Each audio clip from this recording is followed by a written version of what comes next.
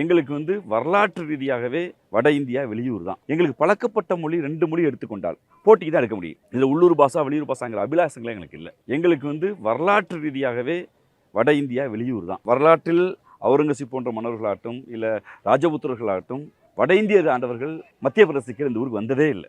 எங்களுக்கு வரலாறே தெரியாது.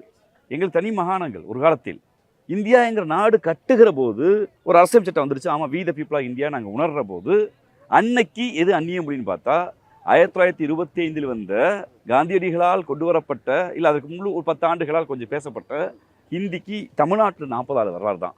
ஆனால் அதற்கு முன்பு மெட்ராஸ் எங்கள் மாகாணத்தை கட்டி இங்கே கோவன்புத்தூரை கோயம்புத்தூர் என்று மாற்றி ஊட்டியை கொண்டு வந்து இங்கு கல்லூரி நிறுவனங்களை கொண்டு வந்து எங்களுக்கு ஆங்கிலம் பழக்கப்பட்ட மொழியாக இருந்தது. இப்போ போட்டி என்று வருகிற போது ஒரு இந்திக்காரர்களுக்கும் தமிழர்களுக்கும் போட்டி என்றால் 2 பேருக்கும் பொதுவான மொழியான ஆங்கிலத்தில் சம போட்டியாக இருக்குது. இல்லை இந்திக்காரனுக்கு எனக்கும் போட்டி நீங்கள் வச்சிங்கன்னா 300 ஆண்டு காலமாக பயிற்சி பெற்று ஓடி ஓடி தயாராக இருக்க இந்திக்காரனோடு தமிழர்களாகி எங்களை, தெலுங்கர்களாகி எங்களை, மலையாளிகளாகி எங்களை, கன்னடர்களாகி எங்களை, திராவிட இன மக்களை ஓட விட்டிங்கன்னா 300 வருஷமாக ஓடுவன் நல்லா ஓடுவானா?